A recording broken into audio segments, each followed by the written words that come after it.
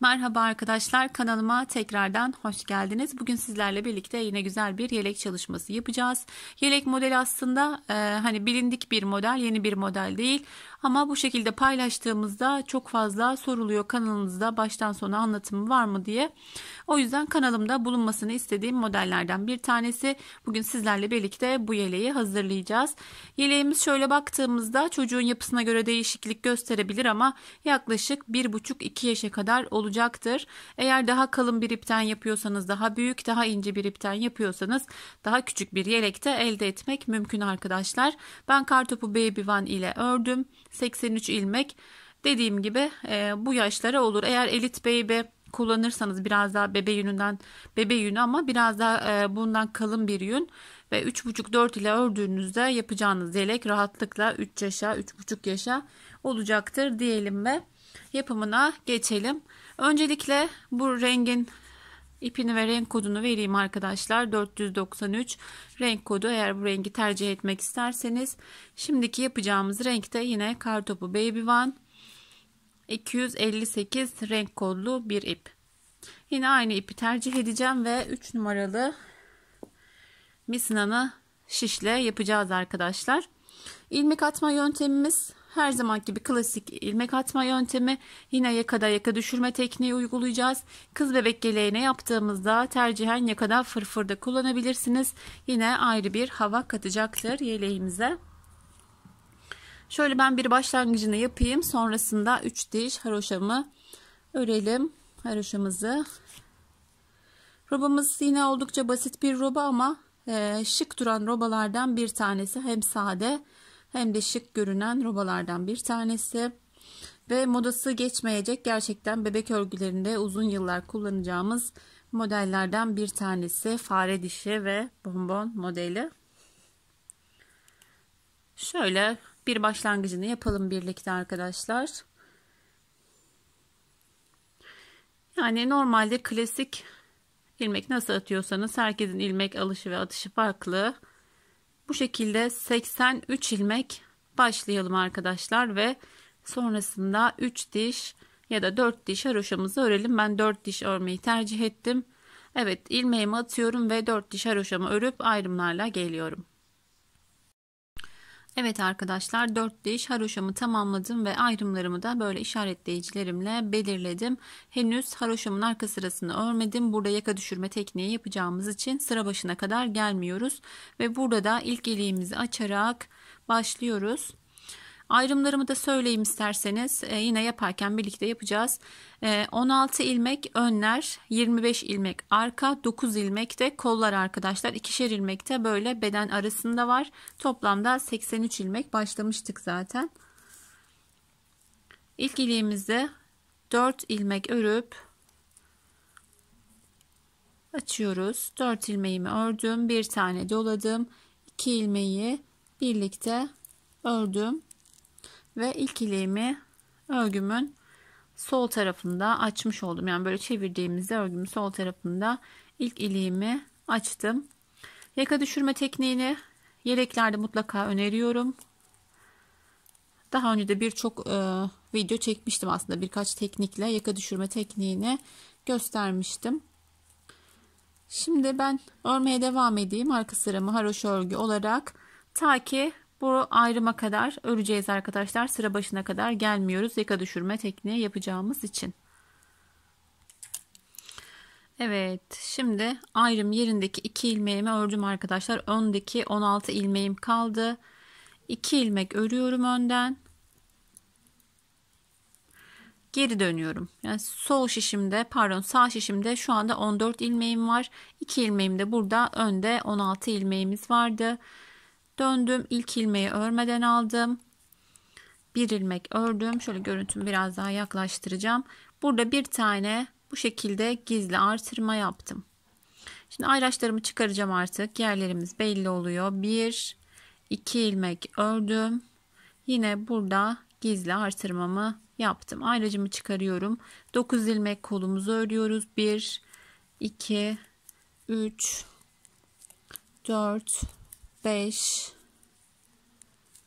6, 7, 8, 9. Ayrıcımı çıkardım. Hemen gizli artırmamı yaptım. 2 ilmek beden aralarında var demiştim.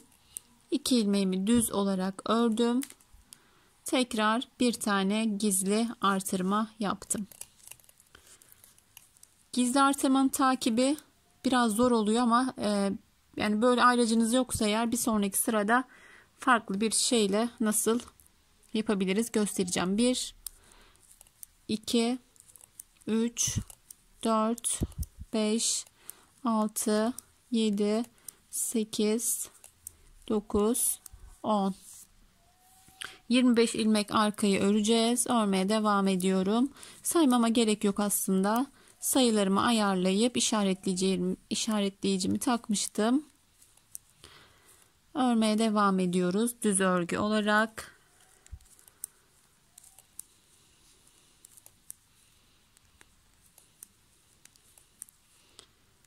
Evet, bakın işaretleyicime kadar geldim.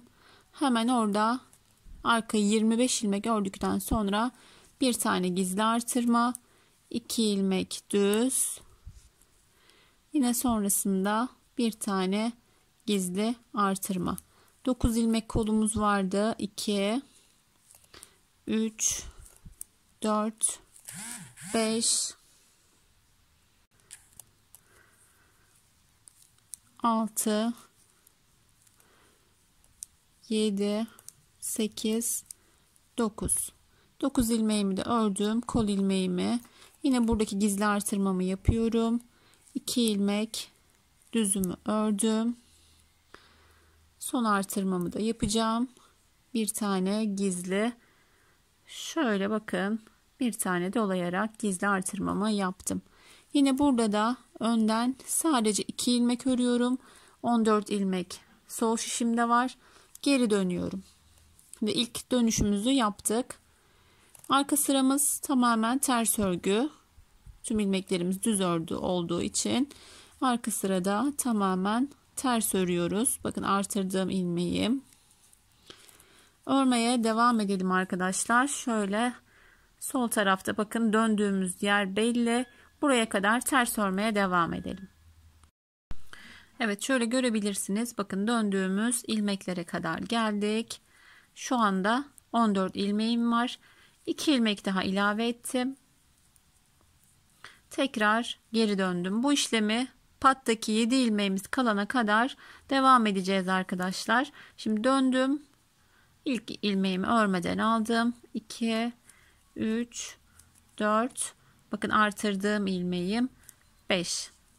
Burada ilk sıralarda biraz gizli artırmayı takip etmek zor olabilir arkadaşlar. Böyle ayracınız da yani işaretleyiciniz de yoksa eğer, yani hiç zor değil. Şöyle farklı renkte bir ipten şöyle halka yapabilirsiniz. Buradaki artırma yerini bu şekilde belirleyebilirsiniz. Bakın artırmamızı yaptık. Artırma yerine geldim. Artırmamı yaptım. Yani birkaç sıra taktıktan sonra daha net belli olacaktır. Şöyle ipten bir halka yaparsanız, bakın göstereceğim, daha rahat olacaktır buraları ayrıt etmek. Bakın 2 ilmeğim burada. 2 ilmeğim bu şekilde sağına ve soluna geçirirseniz, yani şunları her yerde şu an marketlere bile geliyor gerçi arkadaşlar. Küçük yerlerde, tuhafiyelerde bulamayabilirsiniz. Örerken de biraz daha zor oluyor. Böyle bir şey yaparsanız, bakın artırdım şurada. İşaretleyici gibi ipimi taktım. 2 ilmek ördüm. Tekrardan artırmamı yaptım. Böyle buraya geldiğinizde bir sürü artırmalarınızı bu şekilde takip edebilirsiniz. Daha kolay olacaktır ama dediğim gibi birkaç sıra yaptıktan sonra gizli artırma daha net gösterecektir kendini. Birkaç sırada dediğim gibi kaçırabilirsiniz. O zaman da bu şekilde yapabilirsiniz. Ama normal şartlarda bakın, şimdi ilmeğimi ördüm. Artırdığım ilmek belli. Bu da benim 2 ilmeğim, sabit olan ilmeğim. Öncelikle artırdığım ilmeğimi ördüm. Hemen bir tane artırdım. Sonrasında 2 ilmeğimi örüyorum. Yine bir tane artırdım. Arkadaki ilmeklerimi saymamıza gerek yok artık. Sayılarımızı, ayrımlarımızı ayarladık. Şöyle belki görebilirsiniz. Diğer bir ayrılma noktasını bakın aslında belli ama ajur olmadığı için, artırmalar gizli olduğu için, hani çok eliniz örgüye yatkın değilse, yeni bir şeyler yapmaya başladıysanız eğer takibi biraz zor olabilir. Ama artırdığımız ilmeğe geldiğimizde örerken mutlaka belli ediyor kendini.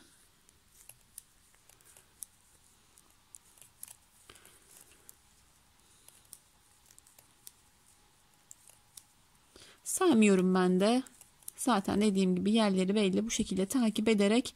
Evet bakın 3 ilmeğim kaldı artırma yerine. Artırdığım ilmeğim, onu örüyorum, hemen sonrasında artırıyorum. 2 ilmek düz ördüm, sonrasında yine bir tane gizli artırma yaptım ve kolu örmeye devam ediyorum, kol bölümünü. Farklı gizli artırma yöntemleri de var arkadaşlar. Onları da yine hani hangisi kolayınıza giderse göstereyim. Hatta şimdi örüyorum. Bir başka gizli artırmada şu aradaki ilmeği takıp ördürerek de gizli artırma yapmak mümkün ama nasıl başladıysanız o şekilde devam etmemiz gerekiyor. Artırdım. 2 ilmeği düz ördüm. Artırdım. Şöyle yine burada dönüşümüzü yapacağız. Öncelikle döndüğümüz ilmeğe kadar örüyoruz. Buradan da örgümüze yine 2 ilmek ilave ediyoruz. Tekrar döndük. Arka sıramı yine ters olarak örmeye devam ediyorum. Yine ta ki şurada bakın döndüğümüz yer belli. Hemen buraya kadar örüp 2 ilmek daha ilave edip tekrar döneceğiz. Evet, son ilmeğimi ördüm. Hemen yine buradan 2 ilmek daha ilave ediyorum. Toplamda 2, 4, 6, 8, 10 ilmeğimiz kaldı arkadaşlar. Son dönüşümüz, yani bir sonraki sırada 3 ilmek alarak döneceğiz ve dönme işlemini, yani yaka düşürme işlemini tamamlayacağız. Son kalan 3 ilmeği birlikte ördürerek. Dilerseniz 2-1 şeklinde de yapabilirsiniz ama üçünü birlikte alarak bir sonraki sırada ben sıramı tamamlayacağım. Düz olarak döndük, örmeye devam ediyoruz. Demiştim bakın burada hani böyle yaparsanız artırma yerini takip edebilirsiniz diye. Artık ben de çıkarıyorum, gerek yok. Fikir olsun diye paylaşmak istedim. Artırdım. 2 ilmeğimi düz ördüm. Sonrasında tekrar artırdım. Buradakini de çıkardım ve diğer artırma noktasına kadar, yani kolumuzu örerek örmeye devam ediyoruz. Düz olarak örmeye.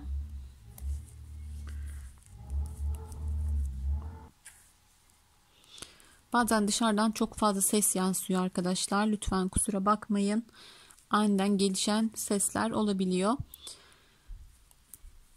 Yine bakın dediğim gibi artık 2 ilmeğimiz daha net görünüyor. Şöyle diğer bölümleri de görebilirsiniz. Bakın 2 ilmeğimiz. Bunun sağından ve solundan artırarak robamızı örmeye devam edeceğiz.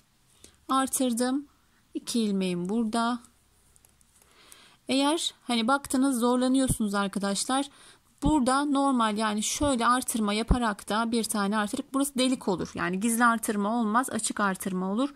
Bu şekilde de robanızı yine yapmanız mümkün. Eğer dediğim gibi birkaç sıra yaptınız, kaydırma ya da hani takipte zorlandınız, normal ajurlu artırma olarak da robamızı yapmak mümkün. Devam edelim. Yaka düşürmem bittiğinde ben robamı örmeye devam edeceğim. İlk sıralarında söyleyeyim arkadaşlar. Robanın bitiminde hemen ikinci ilik gelecek. Burada 14 sırada açmıştım. bu yeleğimden burada 16 sırada yapacağım ki hem belki bir tane daha boyunu uzatabiliriz modelin, çünkü eni kaldırıyor. İliğimiz de biraz daha ucuna gelsin diye burada 15'te açmıştım. Şimdi yapacağımda 16'da açtığımda çok daha güzel denk gelecek.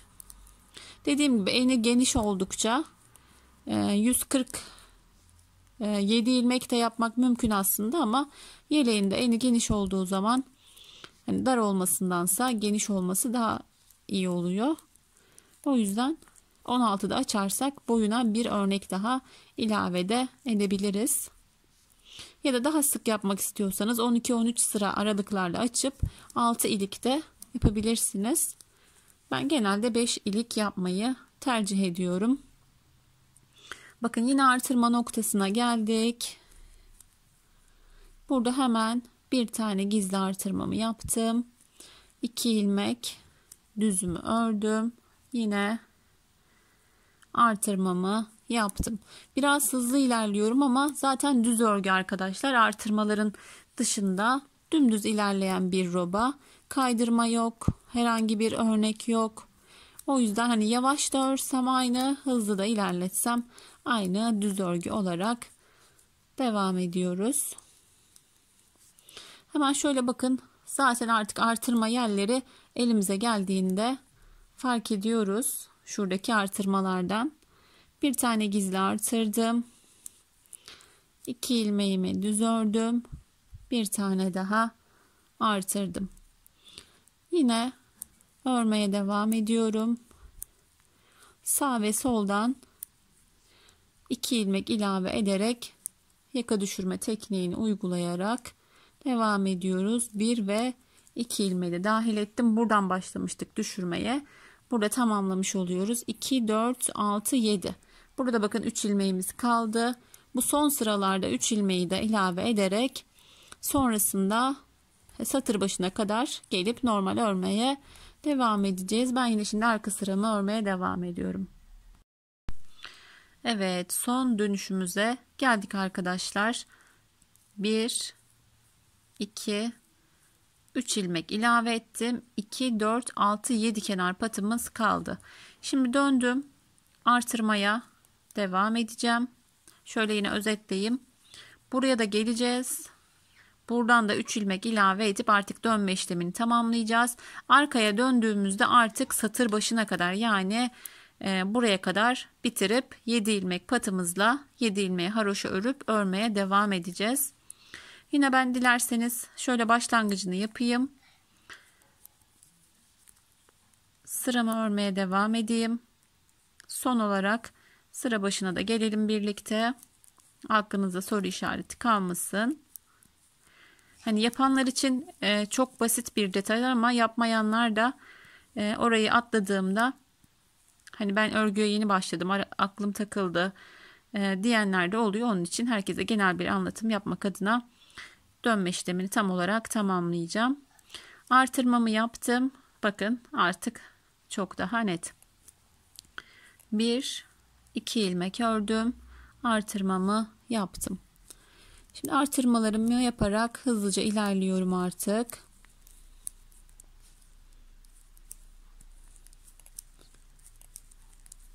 Bu sade bir roba olduğu için birçok modelde gerçekten çok hoş görünüyor arkadaşlar. Daha zarif, daha sade ve daha şık oluyor. Hani desenli robalar da kendine has, onların da bir güzelliği, özelliği var, ama sade örgü sevenler için bonbon modeline bence en çok yakışan robalardan bir tanesi. Dediğim gibi artırmaları gizli olarak yaptığınızda zorlanıyorsanız eğer normal ajurlu artırma da yapabilirsiniz. Yine sade ve güzel bir roba elde edersiniz. Bunu yine aynı şekilde hırkasını da yapmak mümkün arkadaşlar. Her yeleğin aynı şekilde hırkasını da yapabilirsiniz. Sayıları yine aynı başlarsınız. Kol bölümüne geldikten sonra kol beden ayrımını yaptıktan sonra öncelikle kolları, sonra bedeni örerek tüm hırka modellerini, tüm yelek modellerini hırkaya da uyarlayabilirsiniz. Daha önce hırka ördüyseniz eğer, hiç örmediyseniz belki tabii ki zorlanabilirsiniz. Ama daha önce bir hırka yaptıysanız eğer tüm yelek modelleri hırkada olabilir. Kolu örnekli bir kol yapacaksanız eğer sayısını ayarlamak gerekiyor tabii ki öncelikle. Ona göre gerekli artırmaları yaparak kol örerek her modeli hırka yapabilirsiniz. Şimdi ben sıramı sizlere de göstermek adına hızlıca örüyorum. Artırdım. 2 ilmeğimi düz ördüm. Tekrar artırdım.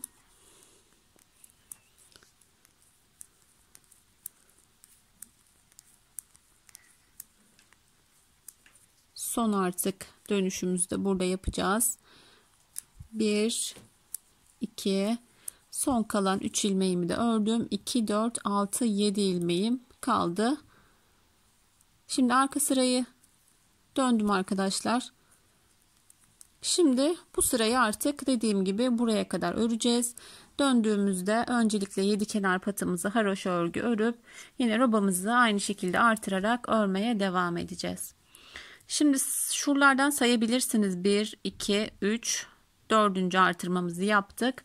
Ya da önler 16 ilmekte arkadaşlar, toplamda 20 artırma yapmamız gerekiyor.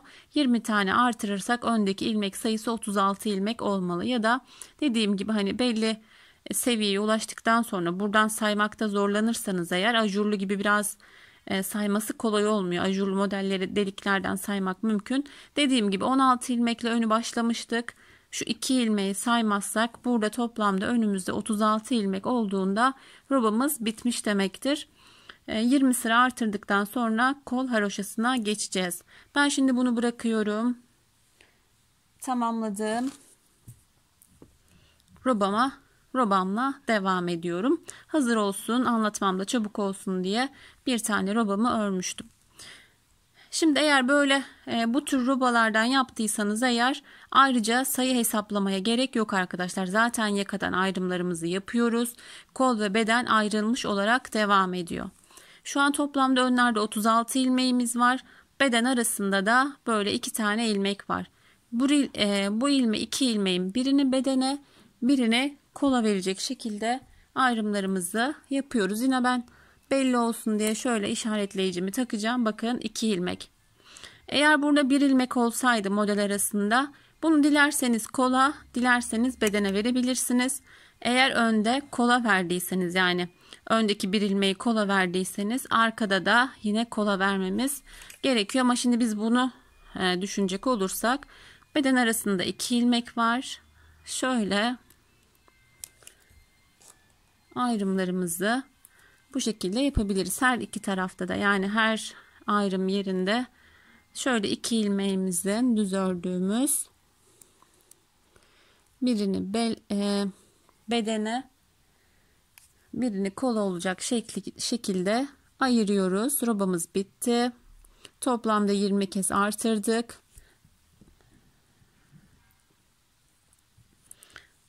Şöyle yine robamın ilk sırasını ördüm. 20. sıramın henüz arka sırasını tamamlamadım. Burada ikinci ileğimiz geliyor artık arkadaşlar. Bakın şöyle sayalım.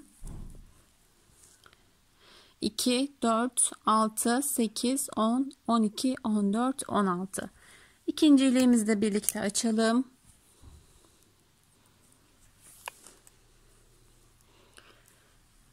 Öncelikle 4 ilmeğimizi örüyoruz. Diğer iliğimizde yaptığımız gibi artırdık ve kesme işlemini yaparak 20. sıramızın da arka sırasını tamamlıyoruz. Sonraki aşamada haroşayı sadece bazen bedene de uygularız arkadaşlar. Tamamen 3 diş haroşa ördükten sonra ayrımlarımızı yaparız. Ama burada sadece kola uygulayacağız. Şöyle görebilirsiniz. Sadece kolda artırmaları yapacağız. Sonrasında bedene geçerek ilmek sayısını ayarlayıp şöyle birlikte 2 model öreceğiz ve ben videomu sonlandıracağım. Şimdi arka sıramı öreyim. Birlikte kol bedene ayrımına geçelim. Evet, kol haroşasıyla devam ediyoruz. Şöyle yine bir başlangıç yapalım. Sonrasında 3 diş haroşa olana kadar örmeye devam edeceğiz. 7 kenar patımı örerek başladım. Düz örerek devam ediyoruz. Önlerimiz henüz düz. Şuradaki bir diş haroşayı kol beden ayrımını yaptıktan sonra yapıyoruz. Kol haroşasını koyarken önlerimiz tamamen düz örgü.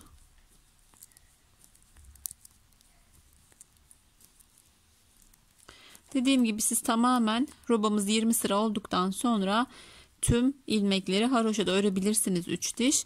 Ama böyle sadece kola uyguladığımızda havası daha farklı oluyor ama iki türlü de yapmak mümkün. Şimdi önlerde 36 ilmeğimiz vardı arkadaşlar. Şuradaki bir ilmeği de ilave ettiğimizde 37 ilmeğimiz olacak. Ama ben sadece bir kez önlerde ve arkalarda sadece artırmaya devam edeceğim. Ama kolda artırmayacağız. Şimdi öndeki bölümümü tamamladım. İpimi aldım öne. Haroşamı ben ters örüyorum. Tüm ilmeklerimi haroşa örgü olarak örüyorum kolumda. Önü düz ördük. Yine gizli artırma yerine geldiğimizde sadece bir kez artıracağım. Diğer iki haroşa sırasında artırma yapmayacağım. 4 ilmek daha artmış olacak bedende toplam. Kol altından çok fazla artırmaya gerek kalmasın. Şimdi koldaki ilmeklerimizi haroşa örgü olarak örüyoruz. Kolumuzda artırmaya devam etmeyeceğiz. Sadece ayrım yapmıştık. Oradaki ilmekleri haroşa örgü olarak örüyoruz.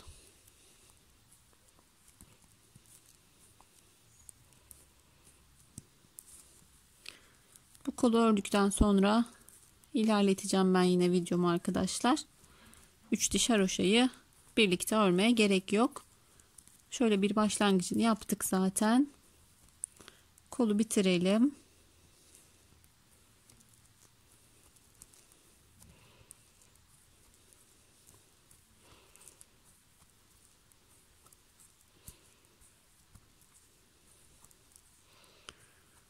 Evet bakın kolumuzun ayrımı zaten belliydi. Bir ilmek koldaydı. Burada artırma yapmıyorum. Kolumdaki ilmeğimi tamamladım. Bir ilmeğimi ördüm. Yine arkada da önde yaptığım gibi bir tane artırmaya devam edeceğim. Arkayı tamamen düz örüyorum. Yine burada arkada bir tane artırma yapacağım. Kolu yine haroşa yapacağım. Burada önde de bir tane şurada artırma yapmayı unutmayalım arkadaşlar. Haroşamızı 3 diş haroşa olana kadar robamızı örmeye devam edelim. 3. sıranın ön sırasını örelim. Arka sırada kol kesme işlemini yapacağız. Şimdi örmeye devam edelim. Evet arkadaşlar robamız tam olarak tamamlandı. Dediğim gibi 3 diş haroşamı yaptım. İlk bir sırasında haroşamızın artırmıştık. Şöyle henüz arka sırasını tamamlamadım. 3. dişimi ön sırasında geldim. Arka sırasında kol beden ayrımını yapacağız. Şimdi kol altında 3'er ilmek artırmamız gerekecek arkadaşlar. Bedeni kurmamız için 151 ilmeğe ihtiyacımız var. Yani toplam 151 ilmeğe ihtiyacımız var. Kolları kestikten sonra bedende 145 ilmeğimiz kalıyor. 6 ilmeği de kol altından 3'er ilmek artırarak 6 ilmek ilave ederek 151 ilmeğe çıkaracağız. Önlerde şu an 38, arkada ise 69 ilmek var. Dediğim gibi toplamı 145 ilmek. Modeli kurmak için de 151 ilmeğe ihtiyacımız var. Velev ki siz saydınız, kolları kestiniz. Yani şöyle kol haroşasını çıkardıktan sonra buraları saymayın. Bedendeki kalan ilmekleri sayın. Daha fazla ilmeğe ihtiyacınız olursa belki eksik başlamışsınızdır. Bir yerde hata yapmışsınızdır. Bazen 1-2 sıra oynayabiliyor. O zaman kol altında gereken ilmek kadar artın arkadaşlar. Benim şu an 3 ilmeğe ihtiyacım var. Ama sizin daha fazla ilmeğe ihtiyacınız olursa kol altında daha fazla artırarak toplamda 151 ilmeğe ulaşmanız gerekiyor. 147 ilmek de yapabilirsiniz. O da yeterli olur. Ama 151 ilmek olarak bu yeleğimi yapmıştım. Bunu da aynı şekilde yapacağım. Yine 4 ve katlarından oluşuyordu. 151 ilmek ayarlı bir sayı. Eksilterek ya da üzerine 4'er ilmek ilave ederek yapabilirsiniz. Şimdi kol beden ayrımını Ben farklı bir şekilde yapıyorum. Her yelek anlattığımı da baştan sona gösteriyorum arkadaşlar. Güzel bir kesim tekniği oluyor. Şimdi ne demek istediğimi anlayacaksınız. Zaten kanalımı daha önce takip ediyorsanız az çok biliyorsunuzdur. Normalde kol kesimi böyle giderken yapılır. Sonraki sırada artım yapılır. Ama o sırada model de kurmamız gerekiyor. Artırdığımız yerin üzerine de model kurulmuyor. O yüzden güzel bir teknikle kolumuzu kesiyoruz. Hemen sonraki sırada rahatlıkla model kurulumuna geçebiliyoruz. Öncelikle ön ve kolu örüyoruz arkadaşlar. Arka sıramızı sıra sonuna kadar gelmeden bu sırada kol beden ayrımını yapacağız. Şimdi ön ördüm. Koldaki haroşa kısmını da öreceğim. Hızlıca örüyorum. Şöyle görebilirsiniz. Arkada haroşa bitimine kadar örmeye devam edelim. Evet, kol haroşasını ördüm. Bakın arkadaki ilmeklerim sağ şişimde. Şimdi buradan geri dönüp koldaki kesme işlemini bu sırada yapıyoruz arkadaşlar. Normal klasik kesme yöntemiyle 2 ilmeği bir alıp sonrasında geri takarak siz nasıl kesim yapıyorsanız o şekilde yapabilirsiniz. Ben kesimlerimi bu şekilde yapıyorum. Yine kol kesiminde dikkat etmemiz gereken ne çok gergin ne de çok bol kesiyoruz arkadaşlar. Özellikle gergin olmamasına dikkat edin. Çok bol kestiğimizde de ilmekler bozuk görünecektir. Yani şuradaki ilmekler hoş görünmüyor. O yüzden aynı ayarda çok sık olmamaya özen göstererek koldaki ilmeklerimizi kesiyoruz. Burada hani özellikle kol ilmeğini söylemedim, belirtmedim. Dediğim gibi zaten ayrım yerleri belliydi. Özel bir sayı ayarlamamıza gerek yoktu arkadaşlar. Şimdi kesmeye devam edelim ta ki kol haroşası bitene kadar. Evet, kesmeye devam ettim. Bakın 2 ilmek daha kesmemiz gerekiyor. Kestim. Burada kafanız karışabilir. Bu ilmeği hala kesmemiz gerekiyor. Buradaki düz ilmeği kesmiyoruz. Bunu buraya takıp kestiğimizde son kesme işlemimi de tamamlamış oldum. Şimdi burada kol altında 3 tane artırmam gerekiyordu benim. Öncelikle bakın şurada döndüğümüz yeri şişimize takacağız ki burada bir çıkıntı oluşmasın. Onu yapmadan şöyle bir özetleyeyim arkadaşlar. 3. diş haroşamızı örerek sıra başına geliyoruz. Arkaya dönüyoruz. Haroşamızı tamamlarken yani 3. haroşamızın kol ve önü örüyoruz. Keserek geri geliyoruz. Henüz buradaki sıralarımız tamamlanmadı. Hemen burada geçiş yapıyoruz. Bakın şöyle ilk kestiğim ilmeği şöyle 2 kanadından öyle söyleyeyim şişimize takıyoruz. Geri döndük. İpim burada. 3 ilmek artırıyorum. Şu şekilde. Siz yine farklı şekillerde artırabilirsiniz. 3 tane ilmeğe ihtiyacım var kol altında. 3 tane ilmeğimi artırdım. Şurada çıkıntı olmaması için taktığım ilmeği üçünü birlikte alarak ördürüyorum. Hiçbir artma ya da eksilme olmuyor. Üçünü birlikte ördürdüm. Yine daha sağlam olması için 2 ilmek daha ördüm. Tekrar geri dönüyorum. Birebir yaptığım şekilde yaparsanız hiç kafa karışıklığı olmayacaktır. İlk kez yapanlar için bazen hani karışık ve zor gelebiliyor. Ama şimdi bittiğinde göreceksiniz. Artırdığım ilmekleri de örüyorum. Güzel bir kesim ve artırma tekniği oluyor arkadaşlar. Evet, 2 3 ilmeğimi de ördüm. Bakın şurada her zaman artırdığımız yerde ilmek uzantısı oluyor. Bunu da şöyle artırıyormuş gibi yapıp örmem gereken ilmekle birlikte ördürüyorum. Şöyle şuradan da yine 2 ilmek örelim. Bakın oldukça düzgün bir kol altı artırması oldu. Şimdi tekrar aynı başa gidiyormuş gibi işlemimizi tamamladık. Kesme artırma işlemini normal yolumuza devam ediyoruz. Şimdi bu sırayı da geçtikten sonra kol altını tekrar göstereceğim. Gerçekten oldukça güzel bir kol kesimi ve artırması oluyor bu şekilde. Hani karışık gelirse siz yine her zaman, hani daha önce yelek örmüşsünüzdür mutlaka. Nasıl yapıyorsanız o şekilde de yapabilirsiniz. Burayı kol kesimi olarak düşünebilirsiniz. Şöyle tekrar geri dönelim bakalım.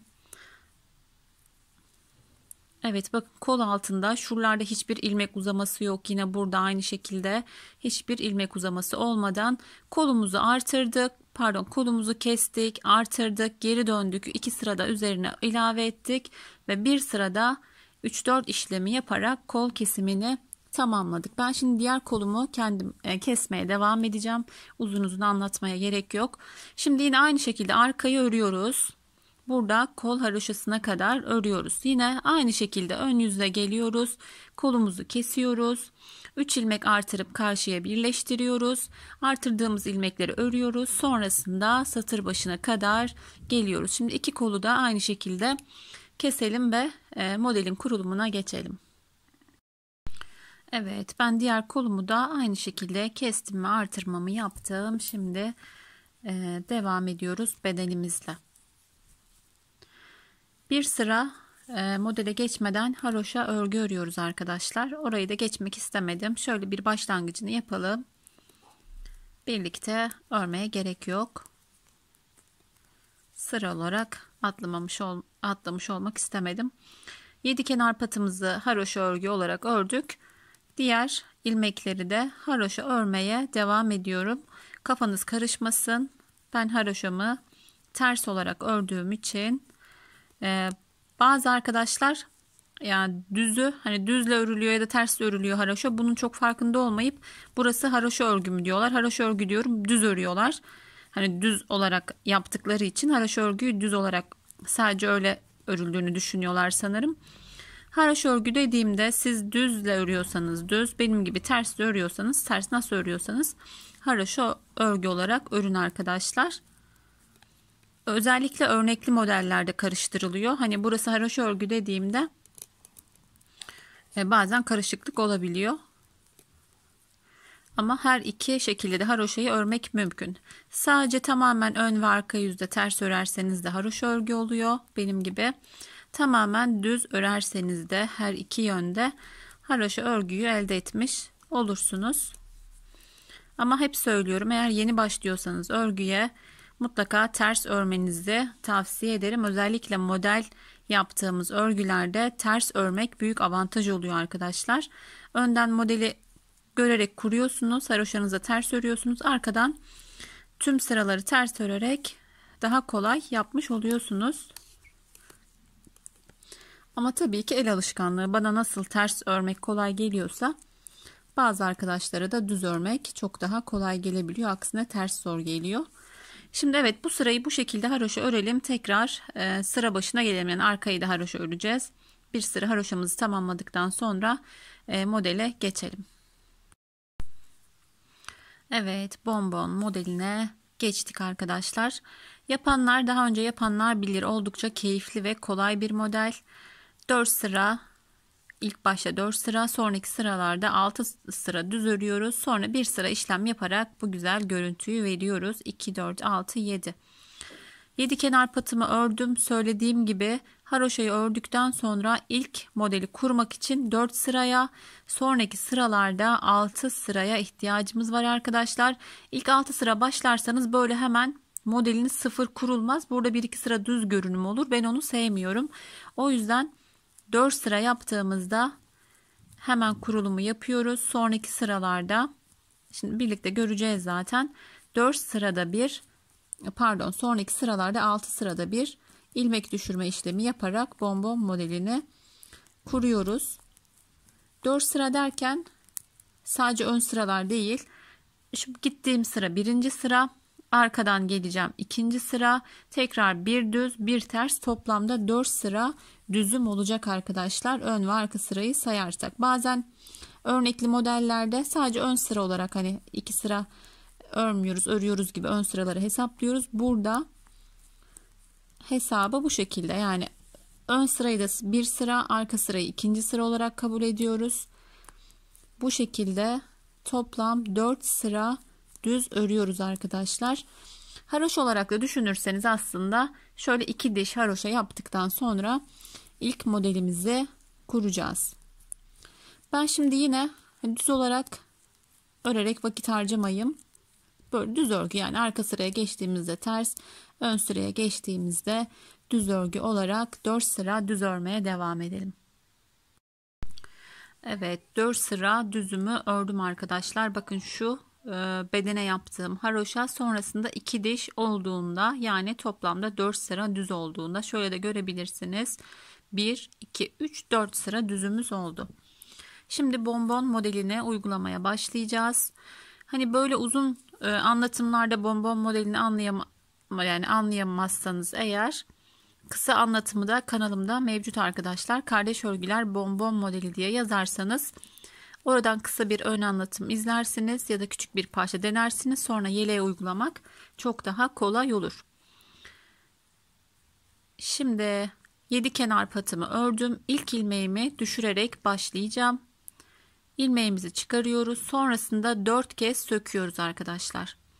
1 2 3 4. Son ilmeğimi şişime takıyorum. Şöyle görebilirsiniz.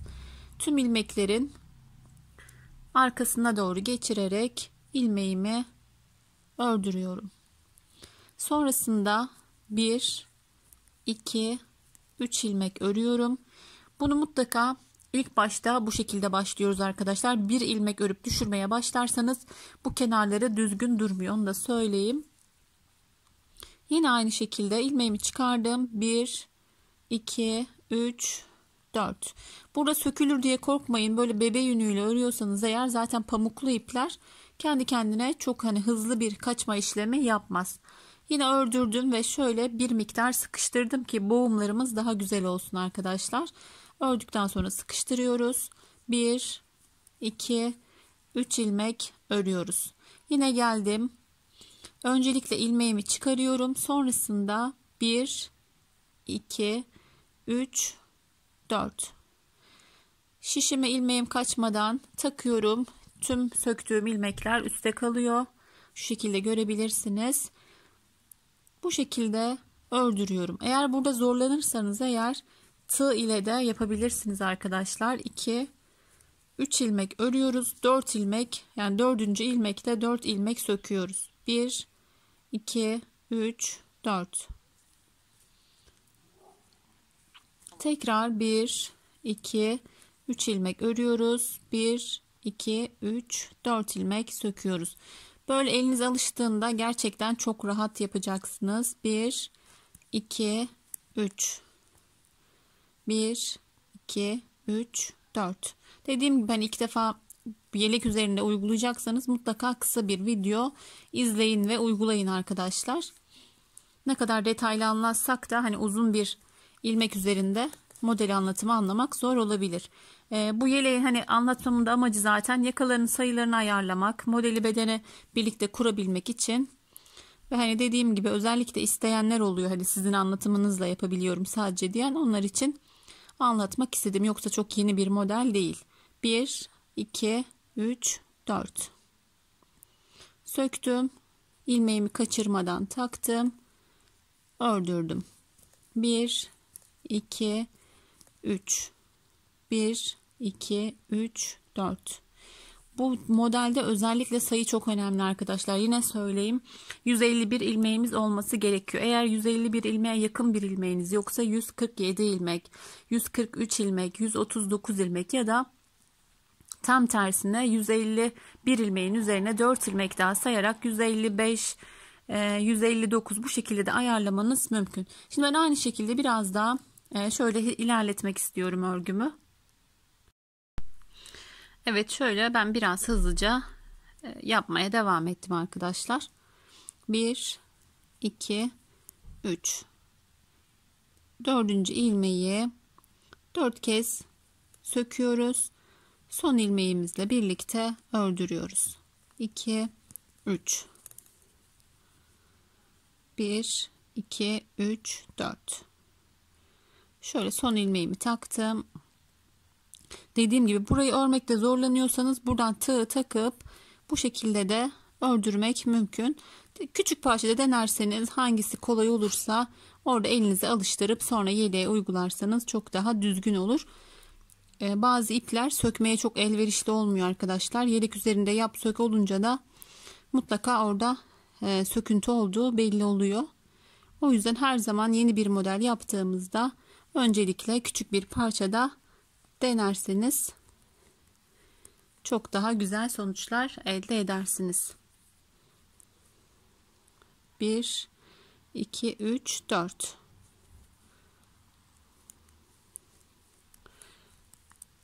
Bazen yanlışlık şöyle olabiliyor arkadaşlar.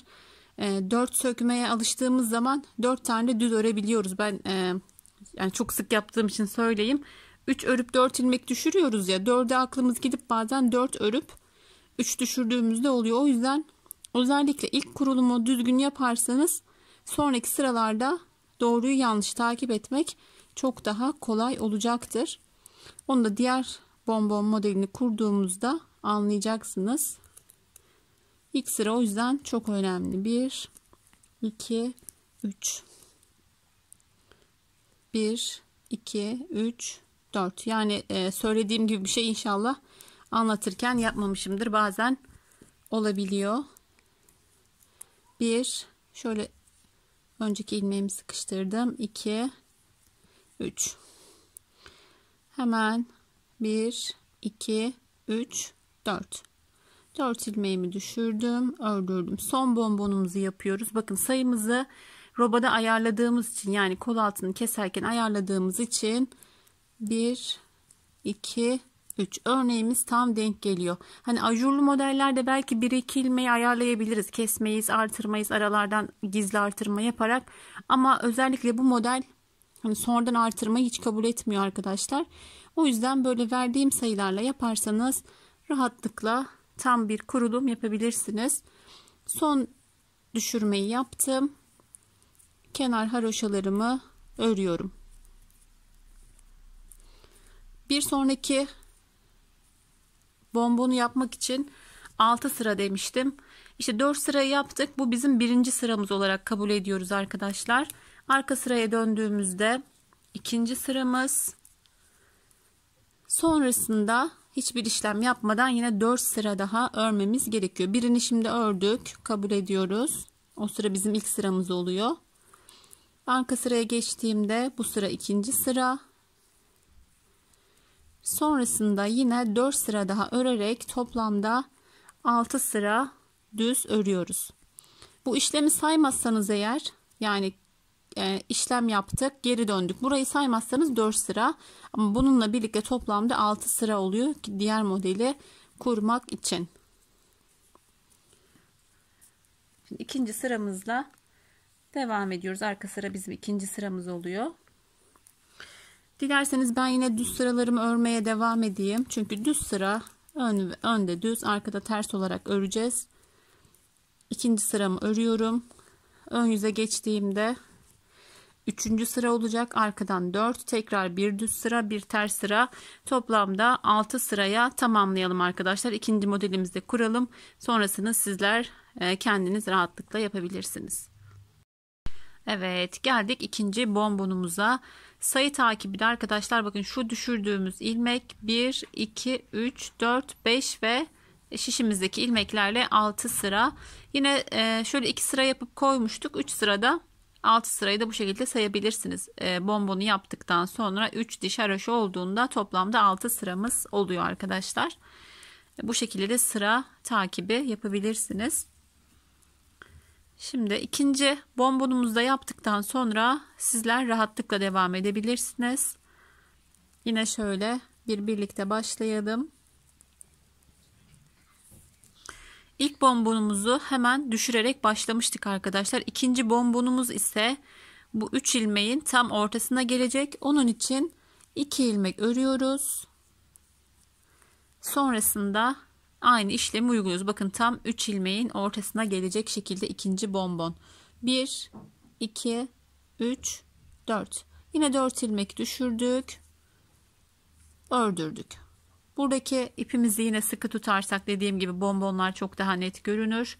Bol tuttuğumuzda ise böyle bonbon şeklinde olmuyor. Biraz daha düz oluyor arkadaşlar. Buna özen gösterirsek daha düzgün olur. 1, 2, 3. Yine kontrol yapacak olursak bakın şu bizim 3 tane ördüğümüz ilmeğimiz. Düşüreceğimiz ilmek tam ortasına geliyor. 1, 2, 3, 4. Gerçekten çok keyifli bir model. Yani 4-6 sıra, burayı saymazsak 5 sıra dümdüz örüyoruz.